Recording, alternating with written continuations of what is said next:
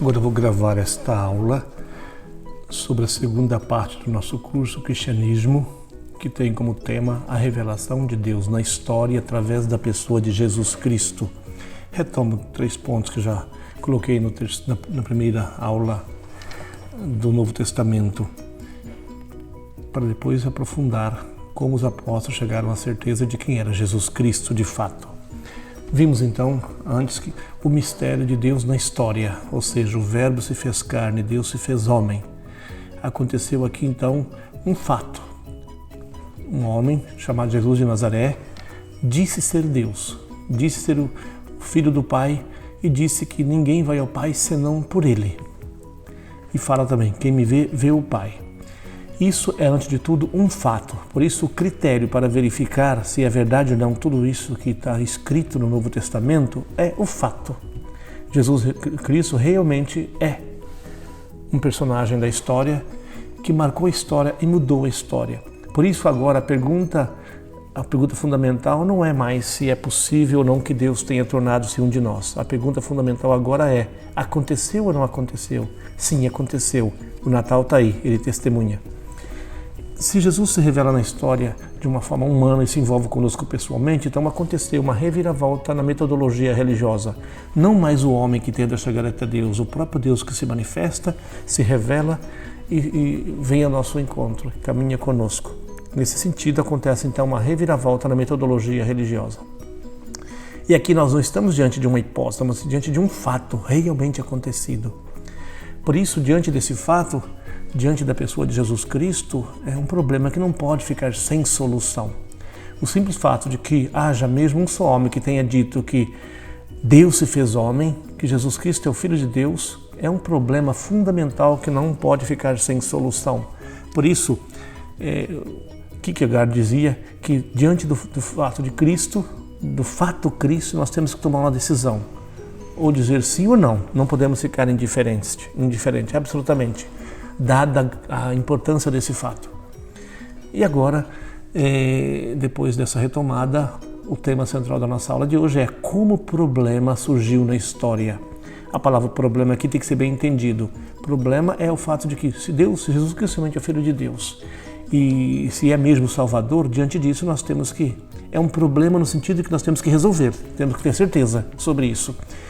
Mas nós encontramos um documento histórico no qual aparece desde o início quem era Jesus e como Jesus começou sua vida pública e como os apóstolos chegaram à certeza de que realmente aquele homem era o Filho de Deus. Esse documento é o Evangelho, ou são os 4 evangelhos, mas todas as cartas que nós encontramos no Novo Testamento. E nesse sentido, os evangelhos são os documentos históricos que nos transmite o fato de Cristo. Aquele fato que se colocou na história com a pretensão de ser a revelação de Deus. Os evangelhos, eles não são notícia ou crônica daquilo que Cristo disse ou fez, mas coloca cada homem, não diante de todos os fatos, mas certamente diante de fatos acontecidos. Até porque não era possível narrar todos os fatos. Imagine 3 anos. Os apóstolos ficaram com Jesus o tempo todo, depois que começaram a segui-lo, 24 horas por dia, 3 anos. Não daria para escrever tudo o que realmente foi dito e feito. Eles escreveram aqueles pontos fundamentais com os quais ficaram profundamente marcados. Por isso, um documento da igreja chamado Dei Verbo, no seu número 19, diz assim, sintetiza como que os apóstolos escreveram os evangelhos e narraram, testemunharam o que viram e ouviram. Os apóstolos, após a ascensão do Senhor, transmitiram aos ouvintes aquilo que ele dissera e fizera, com aquela mais plena compreensão de que gozavam. Eles realmente compreendiam e entendiam Jesus depois de 3 anos de convivência, depois da morte, a ressurreição e das aparições do ressuscitado. Portanto, falaram com propriedade, escreveram com propriedade. Mas escreveram não só com as capacidades humanas deles, da memória deles, que é falha, a memória humana é falha. Eles, na realidade, foram instruídos que foram pelos gloriosos acontecimentos de Cristo e esclarecidos pela luz do Espírito da verdade. Foram esclarecidos com a própria ressurreição do Senhor, que comeu com eles depois de ressuscitado. Olha que mistério! Então, depois de tudo isso, os autores sagrados escreveram os 4 evangelhos, escolhendo certas coisas das muitas transmitidas oralmente ou já por escrito, fazendo síntese de outras, ou explanando-as com vista à situação das igrejas, conservando, enfim, a forma de anúncio, referindo-se a Jesus com sinceridade e verdade. Primeira coisa, foram inspirados, esclarecidos pelos gloriosos acontecimentos do Senhor, toda a vida, todos os milagres depois da ressurreição, etc. E o dom do Espírito Santo em Pentecostes. E a partir de tudo isso, então, escreveram muitas coisas que chegaram até eles por escrito, mas também oralmente, porque eles pregavam nas várias comunidades e tinham de memória tudo o que tinha acontecido. Estavam na memória deles quando escreveram os evangelhos. E depois, a coisa muito importante também é que eles conservaram uma forma de anúncio e a forma, sobretudo, referindo-se referindo-se a Jesus com toda sinceridade e com verdade. Era importante demais o que estavam testemunhando. Foram escolhidos para uma tarefa tão maravilhosa de ser testemunha de tudo que Jesus Cristo disse e fez. Não podiam mentir. Então, a grande questão é que, para entender o Evangelho, nós temos que considerar que a intenção dos apóstolos era, eles tinham de memória aquilo que aconteceu, o que viram e ouviram, e agora era muito importante comunicar a todos o que viram e ouviram. Nesse sentido, é importante aquilo que levamos em conta duas considerações metodológicas para entendermos de fato como que os apóstolos chegaram à certeza de que realmente Jesus era o Filho de Deus. Primeira coisa, para chegar a confiar em uma pessoa é preciso conviver com ela, partilhar da sua vida.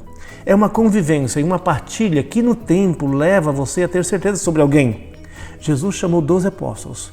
Eles conviveram com Jesus 3 anos. Convivência com divisão no tempo. Os sinais se multiplicam, claro.